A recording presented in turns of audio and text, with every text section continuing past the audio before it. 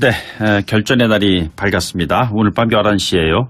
2018 러시아 월드컵 마지막 예선 경기가 치러지게 됩니다. 요 얘기는요, 신문선 전문위원을 좀 모시고 자세하게 들어보는 시간 마련하도록 하겠습니다. 네, 오늘 밤 월드컵 11시에 치러지죠.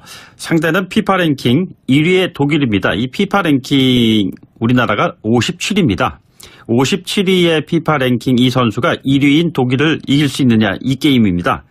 오늘 경기 결과에 따라서 16강에 오를 수 있는지 여부가 결정이 되는데요. 야, 이게 오를 수 있을까? 불가능하지 않나? 뭐 이렇게 생각하시는 분들이 대부분일 겁니다. 하지만요, 대표팀을 향한 응원 그 어느 때보다도 뜨거워야 할 것 같고요. 그 응원의 열기, 그 힘을 얻어서 우리가 극적인 승리를 쟁취할 수 있을 것이다 라는 희망은 여전합니다. 정말 이분 골이에요 이런 그 유명한 샤우팅 있지 않습니까? 명지대학교 신문선 교수 연결되어 있습니다. 안녕하십니까? 네, 안녕하세요. 신문선입니다. 네, 교수님 오늘 밤 경기 어떻게 전망하시는지요? 오늘 경기 지금 오프닝 멘트 해주신 대로요. 네네. 피파 랭킹 1위와 경기를 치르는데 네. 모든 객관적인 경기력에 관한 지표 지수는 우리가 절대적 열세죠. 네네. 그렇지만 뭐 공은 둥글다. 네. 라는 심정으로 우리가 응원을 하는 이제 그런 어떻게 보면 분위기로 이제 시간을 이제 기다릴 수밖에 없다라고 저는 생각하거든요. 예. 이게 그동안 저희 성적이 2패인데요. 이게 아쉬운 2패인가요? 답답한 2패인가요? 하면 냉정하게 좀 평가를 해주세요. 지금 질문하셨던 아쉬움 또 답답한 패배보다도 네네. 그동안 뭐 수차례 제가 미디어를 통해서 글과 말로 한국 대표팀에 대한 걱정, 우려, 그리고 문제점에 대해서 지적을 해왔었는데요. 네네. 사실은 한국 대표팀이 월드컵 본선 가는 과정에서 한국 대표팀은 준비도, 그리고 노력도, 그리고 현장에서의 컨디션 조절도, 모두가 사실은 아쉬웠다 저는 이렇게 생각을 합니다. 예. 오늘 경기 당일이기 때문에요. 구체적인 문제를 또 얘기하는 것보다는 어찌됐든 월드컵이 끝나고 나면 모든 면에서 한국 대표팀에 대한 다각적인 분석이 이루어질 거기 때문에 네네. 오늘은 경기 당일이니까요. 지금 뭐 대표팀에 대한 여러 가지 문제점에 대한 심층적으로 얘기하는 것보다는 네네. 오늘 경기에 대해서 분석하는 것이 옳다라고 생각을 합니다. 예. 이 1%의 희망이라는 얘기가 나오는데요. 지금 우리가 독일을 이겨도 아주 크게 이겨야 되고, 그리고 멕시코와 스웨덴 경기 결과에 따라서 이제 우리의 그 16강 진출 여부가 판가름 날 것 같은데요. 독일을 어느 정도까지 지금 이겨야지 가능하다고 보시는지요? 자, 산술적으로 우리 한국 대표팀은 독일에게 2골 이상으로 이겨야 됩니다. 네네. 그리고 멕시코가 스웨덴을 이겨서 멕시코는 3승으로 조 1위가 확정이 되고, 예. 스웨덴은 우리에게 1승을 거둔 상태 아닙니까? 네네. 그래서 1승 2패가 됐을 때 골 득실을 따지는 이제 그런 복잡한 지금 과정이 있는데요. 네네. 그러다 보니까 독일을 이겨야 되는데 그냥 이기는 것이 아니라 2골 차로 이겨야 된다는 것은 골 득실까지도 이제 감안한 그런 계산이거든요. 그렇죠. 예, 예. 자, 독일 대표팀이 이제 오늘 한국과 이제 경기 나서는데 앞서도 말씀하셨지만 피파 랭킹 1위다 이런 말씀해 주지 않았어요? 네네.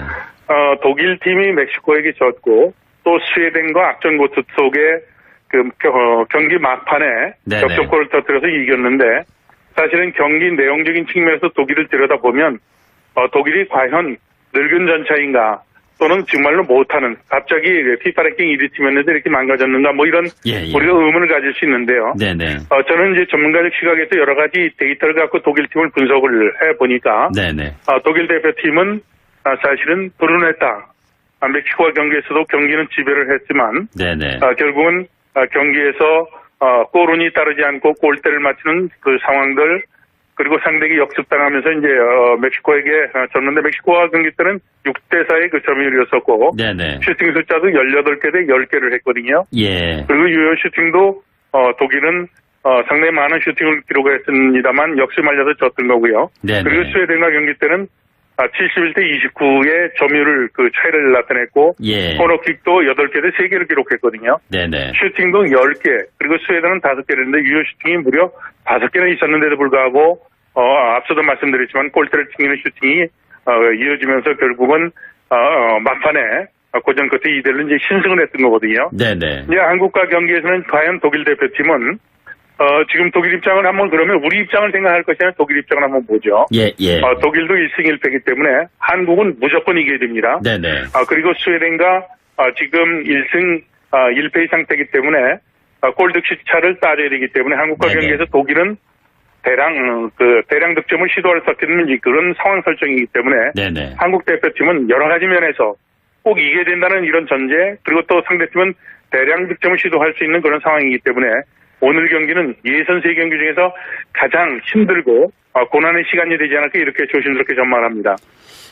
요하임 레프 독일 팀 감독은 우리 팀을 이제 얘기하면서 미드필드에서 역습을 하려는 이 한국 팀 역습에 성공하는 경우가 많아서 그거 대비해야 된다 이런 얘기 하더라고요. 근데 어떻게 이것이 독일을 깰 수 있는 굉장히 주요한 그런 역습 전술로서 뭔가 좀 좋은 결과가 나올 수 있다고 보시는지요? 네, 독일 대표팀에서는 당연히 그렇게 생각할 겁니다. 네네. 왜냐하면 객관적 전력에서 한국 대표팀이 독일에게 뒤지고 있기 때문에 예. 전면전으로 나설 경우는 상대에게 쉽게 골을 내줄 수 있는 것은 이것은 틀림없는 축구의 전략과 전술적인 그런 부분이거든요. 네네. 한국팀은 수비에 6 또는 7 그리고 공격은 4나 3 정도 하면서 역습을 할 것이 틀림이 없거든요. 네네. 시간을 버티면서 한국이 선취골을 터뜨리게 되면 독일은 스웨덴과 경기 때처럼 또 멕시코와 경기 때처럼 동점골, 역전골을 터뜨리기 위해서 수비에 대한 부담을 어떻게 보면 안고도 많은 선수가 공격에 가담을 하기 때문에 네네. 독일 팀에서는 이것을 가장 경계를 할 수밖에 없겠고요. 예. 한국은 지금 제가 말씀드렸듯이 그런 형태로 공격을 끌고 갈 수밖에 없거든요. 네네. 그리고 공격의 역습의 시발점은 미드필더거든요. 네네. 미드필드에서의 공격을 끊었을 때 상대 골문에 가깝기 때문에 그러한 위험성에 대해서 독일 대표팀은 경계를 하고 있다 이렇게 볼 수 있겠죠. 예. 이게 지금 저희가 옐로우 카드를 참 많이 받았잖아요. 그러니까 네. 너무 또 득점에 집착한 나머지 또 다른 옐로우 카드로 인해 가지고 패착을 우려하는 그런 경우들도 많은데 어떻게 보시나요? 지금 이제 지적하셨던 부분에 대해서 사실은 FIFA도 그렇고 전 세계 지금 축구계에서도 한국 대표팀이 두 번째 경기 때 스웨덴 경기 때 어떻게 보면 첫 번째죠. 스웨덴 네네. 경기 때 그다음에 두 번째 경기 멕시코 경기 때 거친 경기란 것에 대해서 많은 지적들이 있었어요. 네네. 국제축구연맹에서도 아마 유의해서 이제 살피게 되겠고요. 심판도 오늘 경기 나서는 심판 입장에서는 한국 대표팀의 거친 플레이에 대해서 아마 유의를 해서 살피게 될 거예요. 네네. 지금 말씀하셨던 그 부분에 대해서도 오늘 경기를 하면서도 기술적으로 도를 넘는 그런 반칙을 하게 되면 오히려 한국팀의 아주 결정적인 경기력에 어떻게 보면 치명적인 타격이 될 수 있는 퇴장도 당할 수가 있기 때문에 예. 그런 부분에 대한 극히 신경을 써서 플레이하는 것이 또 좋다는 생각이 듭니다. 관련해서 마음고생 아주 심하게 지금 하고 있을 게 분명할 것 같은 장현수 선수 어떤 조언을 좀 주실 수 있으실까요? 자, 심태영 감독, 장현수 선수를 포함을 해서 네네. 국내 지금 여론이 상당히 좋지 않은 것은 사실 아닙니까? 네네. 이 부분에 대해서 선수나 또 코칭 스텝 입장에서는 지금 팬들이나 또 국민들이 우려하고 또 잘못된 부분에 대해서 지적하는 부분에 대해서 네네. 그건 숙명이다라고 받아들여야 됩니다. 예. 그것에 대해서 자신들이 한 플레이나 결과에 대한 부분에 대해서 지적하는 부분에 대해서 이것을 결국 자꾸만 변명을 내거나 피해가고자 하는 것은 오히려 더 많은 화를 나게 하는 그런 부분을 보거든요. 네네. 결국은 결과로서 이것을 입증을 해야 된다는 거죠. 예. 국가대표팀의 감독 또 선수가 됐을 때는 거기에 대한 무한한 책임이 있다는 시각으로 저는 판단을 하고요. 정면 돌파를 해야 됩니다. 경기에 집중을 해서 경기를 할 수밖에 없고 그것은 핑계가 되지 않는다고 저는 그런 생각을 합니다. 예. 이왕 이제 전화가 연결됐으니까요. 네네. 오늘 경기상 독일팀의 가장 신경 써야 될 부분은 네네. 최전방에 있는 베르너 선수와 네네. 그리고 지난번 스웨덴 경기 때 결승골을 터뜨렸던 토니 크로스 선수. 네네. 이 선수는 미드필드에서 전체적인 경기를 흐름을 주도하는 플레이메이커거든요. 예. 토니 크로스 선수를 어떻게 묶어야 될 것인지. 예. 그리고 최전방에 있는 베르너 선수. 이 선수는 최근에 독일 대표팀이 신성으로 떠오르는데 A매치 12경기에서 무려 7골이나 터뜨린 선수거든요. 예. 베르노와 토니 크로스 선수를 한국은 수비에서 어떻게 적절히 차단할 것인지에 대한 전술적인 준비가 오늘 확실히 돼야 됩니다. 그리고 또 한 가지는 오른쪽 풀백을 보는 카미 선수. 아마 축구를 좋아하시는 분은 잘 기억하시겠습니다만 바이런 뮌헨에서 오랫동안 그 독일 대표팀의 공격형 풀백이나 미드필드를 썼던 필립 람이라는 선수를 기억하실 겁니다. 예. 필립 람과 같은 역할을 하는 카밍 선수가 오른쪽 풀백에서 공격이 가장 많은데요. 네네. 이 선수에 대한 공격 차단도 한국 대표팀은 오늘 경기에서 어떻게 차단하냐가 큰 숙제가 될 겁니다. 반면에 한국 대표팀은 카밍 선수가 공격하자 말했을 때 드러나는 오른쪽 그 공간을 어떻게 빠르게 손흥민 선수를 포함한 네네. 이런 그 공격수들이 침투를 해서 득점 기회를 여느냐가 오늘 경기 가장 중요한 관전 포인트다 저는 이렇게 생각을 합니다. 예. 지난번에 그 김병지 전 그 대표 선수가 얘기를 했는데 골키퍼들이 참 예전보다 훨씬 많이 그 기량이 향상됐다 뭐 이런 얘기를 했던 적이 있었는데 조현우 선수의 활약 이번에도 기대할 만하겠죠? 그렇죠. 오늘 경기에서 한국 대표팀은 독일과 맞서면서 앞서도 얘기했지만 고난의 시간이라고 표현했던 게 바로 그 부분인데요. 스웨덴과 그다음에 멕시코와 경기 양상과는 전혀 다른 흐름으로 갈 겁니다. 예. 오늘 독일은 문전에 붙이는 플레이도 심하게 할 거고요. 네네. 코너킥 땐 몸싸움도 시도할 거고요.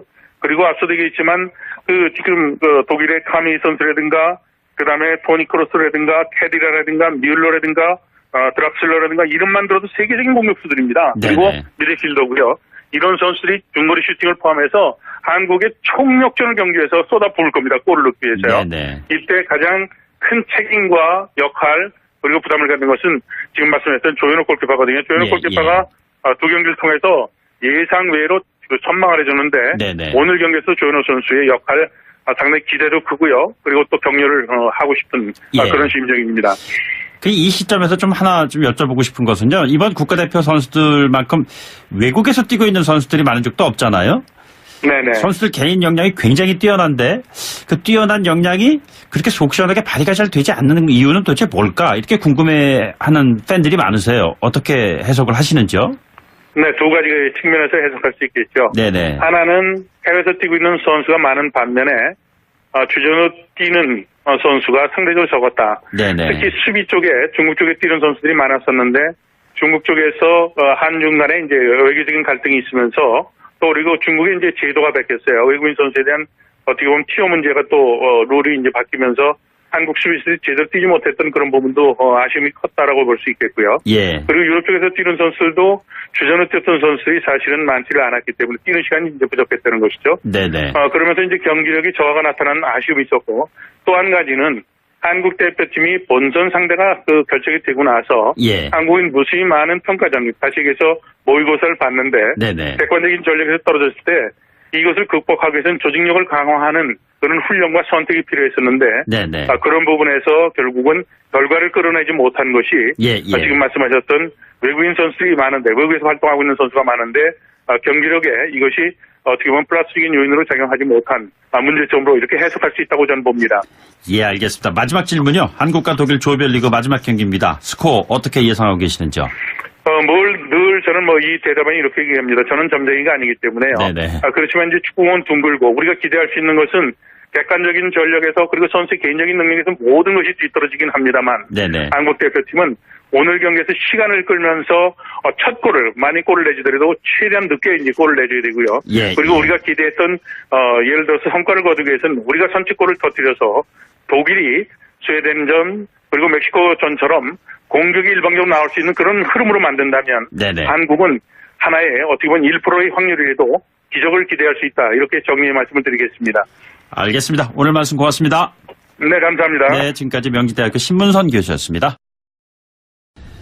네, 결전의 날이 밝았습니다. 오늘 밤 11시에요. 2018 러시아 월드컵 마지막 예선 경기가 치러지게 됩니다. 요 얘기는요, 신문선 전문위원을 좀 모시고 자세하게 들어보는 시간 마련하도록 하겠습니다. 네, 오늘 밤 월드컵 11시에 치러지죠. 상대는 피파 랭킹 1위의 독일입니다. 이 피파 랭킹 우리나라가 57위입니다. 57위의 피파 랭킹 이 선수가 1위인 독일을 이길 수 있느냐 이 게임입니다. 오늘 경기 결과에 따라서 16강에 오를 수 있는지 여부가 결정이 되는데 이게 오를 수 있을까? 불가능하지 않나? 이렇게 생각하시는 분들이 대부분일 겁니다. 하지만요, 대표팀을 향한 응원 그 어느 때보다도 뜨거워야 할 것 같고요. 그 응원의 열기, 그 힘을 얻어서 우리가 극적인 승리를 쟁취할 수 있을 것이다 라는 희망은 여전합니다. 정말 이분 골이에요 이런 그 유명한 샤우팅 있지 않습니까? 명지대학교 신문선 교수 연결돼 있습니다. 안녕하십니까? 네, 안녕하세요. 신문선입니다. 네, 교수님 오늘 밤 경기 어떻게 전망하시는지요?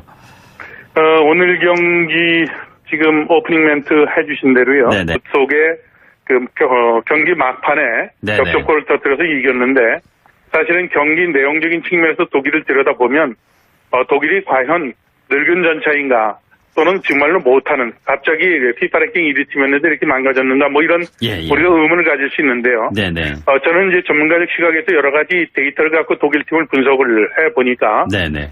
독일 대표팀은 사실은 불운했다. 멕시코와 경기에서도 경기는 지배를 했지만 네네. 결국은 경기에서 골운이 따르지 않고 골대를 맞추는 그 상황들 그리고 상대에게 역습당하면서 이제 멕시코에게 졌는데 멕시코와 경기 때는 6대4의 그 점유율이었었고 네네. 슈팅 숫자도 18개 대 10개를 했거든요. 예. 그리고 유효 슈팅도 독일은 상당히 많은 슈팅을 기록했습니다만 역시 말려서 졌던 거고요. 네네. 그리고 스웨덴과 경기 때는 71대 29의 점유율을 그 차이를 나타냈고 예. 코너킥도 8개 대 3개를 기록했거든요. 네네. 슈팅도 10개 그리고 스웨덴은 5개를 했는데 유효 슈팅이 무려 5개나 있었는데도 불구하고 앞서도 말씀드렸지만 골대를 튕기는 슈팅이 이어지면서 결국은 막판에 고전 끝에 이면에서 한국 대표팀에 대한 다각적인 분석이 이루어질 거기 때문에 네네. 오늘은 경기 당일이니까요. 지금 뭐 대표팀에 대한 여러 가지 문제점에 대한 심층적으로 얘기하는 것보다는 네네. 오늘 경기에 대해서 분석하는 것이 옳다라고 생각합니다. 예. 이 1%의 희망이라는 얘기가 나오는데요. 지금 우리가 독일을 이겨도 아주 크게 이겨야 되고 그리고 멕시코와 스웨덴 경기의 결과에 따라서 이제 우리의 그 16강 진출 여부가 판가름 날 것 같은데요. 독일을 어느 정도까지 지금 이겨야지 가능하다고 보시는지요?